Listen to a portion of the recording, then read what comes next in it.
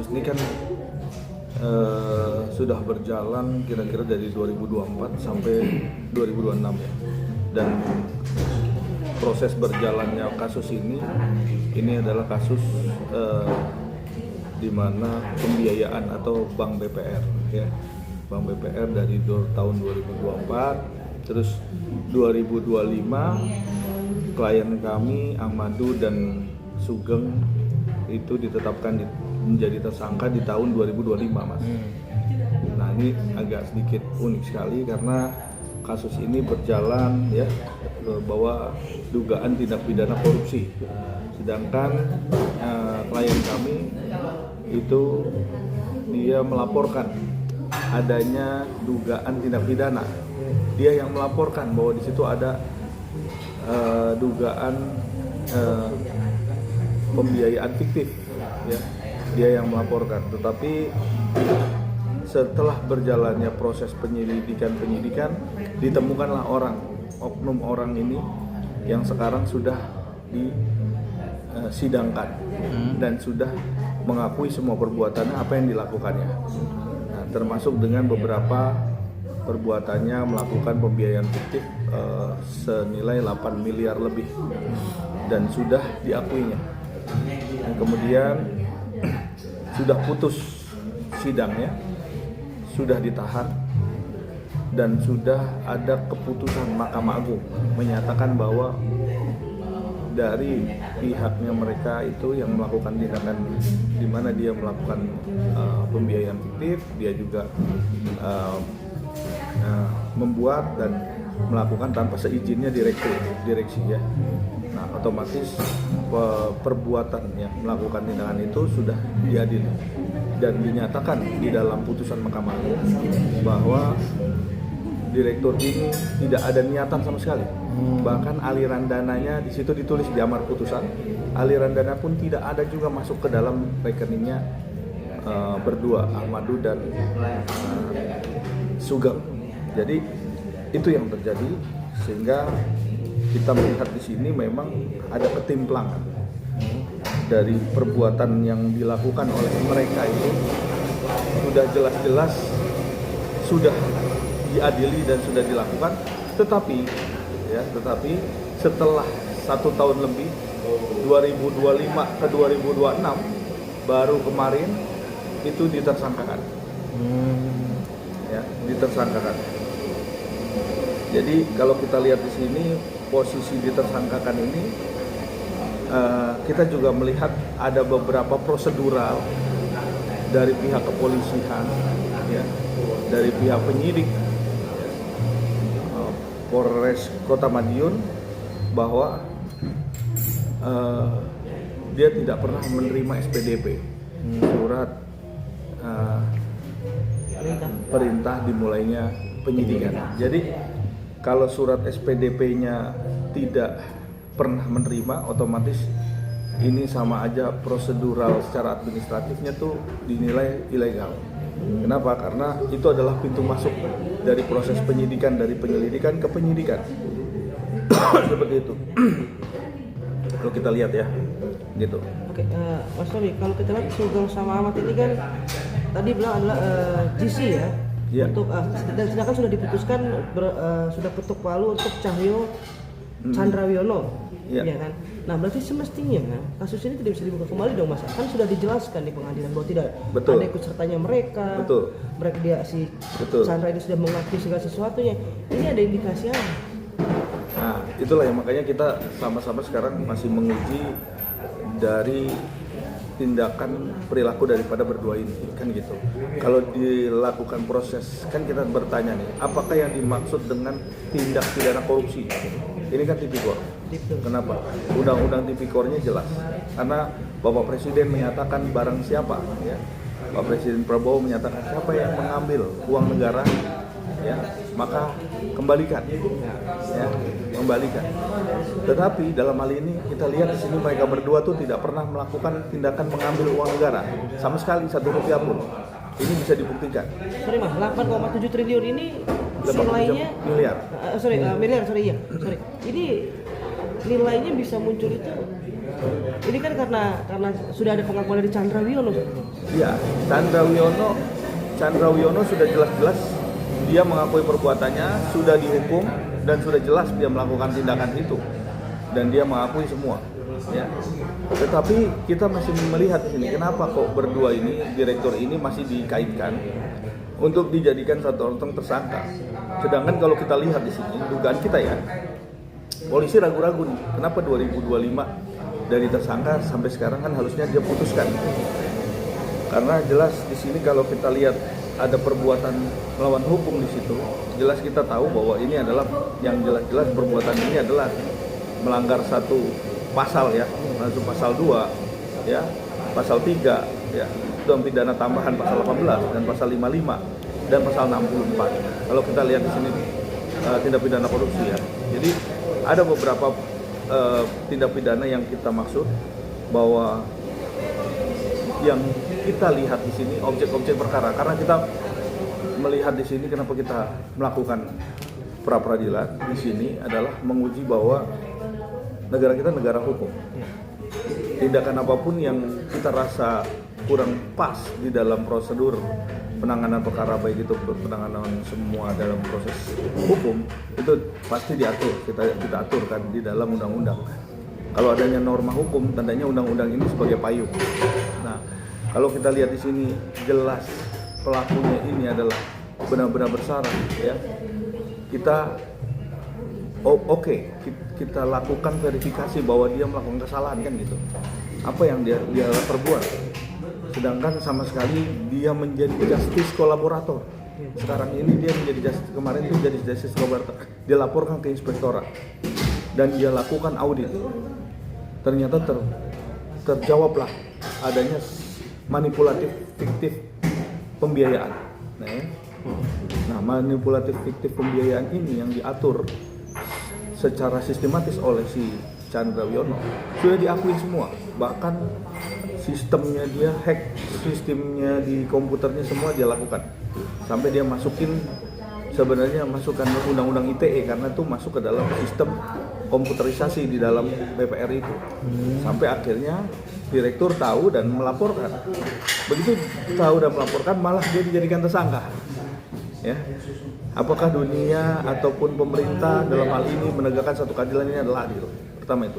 Yang kedua, kenapa dalam penegakan hukum mereka melakukan prosedur hukum tapi tidak secara administratif mempunyai prosedur hukum yang benar?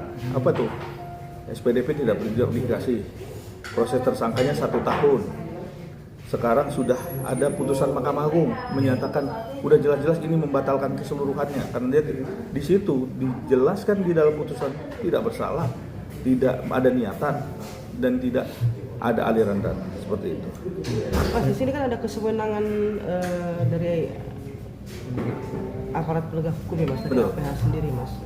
Ini langkahnya kan adalah peradilan ya, prapit ya. Betul. Nah, apa Mas yang mau diajukan Mas? Jadi kita nih menggugat ini ada beberapa poin ya. Ketetapan tersangka, surat pemberitahuan penetapan tersangka, surat panggilan pemeriksaan tambahan tersangka, surat kejaksaan nomor 2 tentang pemberitahuan hasil penyidikan sudah lengkap atau P21. Panggilan tersangka ke-1 untuk pelimpahan tahap 2 dan ke-6 adalah surat perintah untuk dibawa, ditahan dan diserahkan ke kejaksaan. Alasan hukum ya, alasan hukumnya itu menolak ya, sangkaan semua itu adalah ketiadaan unsur kerugian material, tidak ada unsur kerugian material ya, kerugian negara ya, karena jelas termohon para pemohon tersangka yang sudah diadili pencairan kredit pegawai itu sebesar 8,732 606 100 berdasarkan laporan audit BPKP Jatim, itu udah ada suratnya ya. Terus yang kedua, bahwa secara hukum seluruh kerugian negara materi tersebut telah habis selesai dan dibebankan secara mutlak sebagai hukuman uang pengganti kepada terpidana Chandra Wiono ya. Nah, melalui putusan pengadilan Tipikor Surabaya sudah jelas di situ.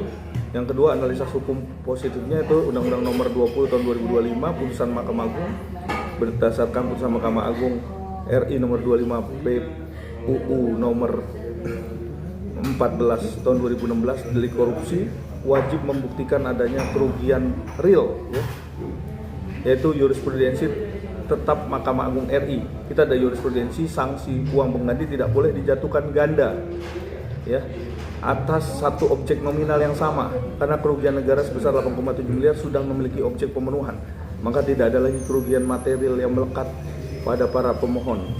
Tuduhan para termohon melalui P21.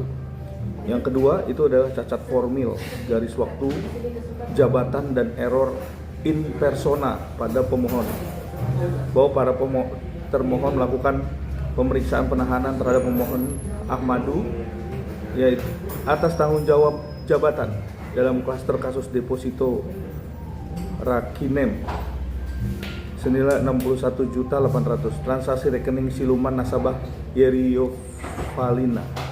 Yang kedua, poin 2, bahwa berdasarkan administrasi BUMD, yaitu Direktur Utama telah berakhir tanggal 21 Desember 2021. Peristiwa pencairan deposito Rekinen tabungan siluman tersebut faktual terjadi 19 Oktober 2022. Selisihnya hampir 1 tahun setelah pemohon purna tugas. Dasar hukum dan jurisprudensi putusan Mahkamah Agung RI nomor 12 K pidana 2016, seorang tidak dapat dipidana atas perbuatan hukum kedinasan atau operasional korporasi yang terjadi setelah yang bersangkutan secara resmi purna tugas masa jabatan karena ketiada wewenang fisik memaksakan. Yang ketiga, ketiadaan unsur niat jahat, ini tadi yang sudah ada di putusan Mahkamah Agung, ya, mens rea, ya, akibat faktor bypass sistem IT Mas, bahwa hasil pemeriksaan gabungan pemohon bantuan BPKP membuktikan pelaku Chandra Wiono melakukan aksi pembobolan secara mandiri menggunakan hak akses khusus bypass sistem core banking Mas yang merubah jadwal angsuran di luar sistem otorasi direksi. Ya, ini sangat kacau, ya, kalau kita lihat di sini perbuatannya, dan memang sudah diadili. Kaidah hukum menurut ahli dan doktrin BJR sesuai doktrin hukum pidana Profesor Romli Atamasamita SH, tidak ada pidana tanpa kesalahan. Genstraf John der School, ya, karena pada pemohon dikelabui oleh manipulasi sistem IT. Ini poinnya. Tidak menerima keuntungan material, laba semu. Pemohon 31 juta, pemohon 2 26 juta. Telah disita resmi oleh termohon 1, maka pemohon dilindungi oleh doktrin bisnis judgment rules, ya, yaitu sangkutan turut serta 55 gugur total demi hukum. Artinya baik itu bersama-sama atau ikut serta, itu kita menyatakan atau menurut pandangan kita itu adalah gugur demi hukum. Pelanggaran SOP adalah ranah administrasi, bukan pidana korupsi. Jadi ini harus dibedakan.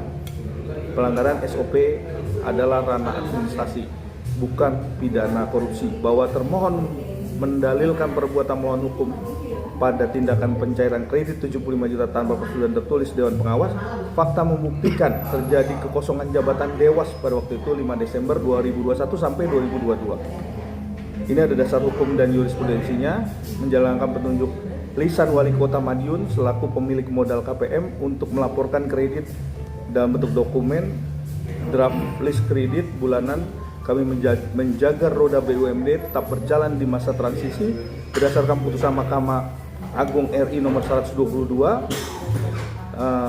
Pitsus 2014, Undang-Undang nomor 30 tahun 2014 tentang administrasi pemerintah, penyimpangan SOP internal perbankan dengan adanya keuntungan pribadi. Yang 5, gugurnya hak penuntutan akibat perilaku itikat baik pelapor. Di sini ada aktor utama yang membongkar fraud ini, yaitu kaidah hukum jurisprudensi Mahkamah Agung juga, dan kita berharap untuk dikabulkan proses pra-peradilan ini, dikarenakan dalam posisi bukti-bukti kita itu ada lebih daripada 5, kira-kira sudah 8 bukti yang kita sampaikan. Jadi rekan-rekan media, tentunya kita berharap kepada Mahkamah Agung, dalam hal ini Pengadilan Negeri hakim tunggal di pengadilan negeri Madiun agar bisa menindak dan melakukan satu verifikasi dan menganalisa semua gugatan kita ini menjadi satu gugatan yang benar-benar equal dan bisa dipertanggungjawabkan secara hukum. Oh sorry, tapi Sugeng dan Ahmad ini sendiri statusnya dan statusnya sudah tersangka dan masih bekerja nggak Mas di bank tersebut? Iya betul. Jadi kalau kita lihat di sini dia masih status tersangka dan kita tahu bahwa dalam proses sekarang ini mau di tahap kedua kan. Tapi kita yakin bahwa keadaan dari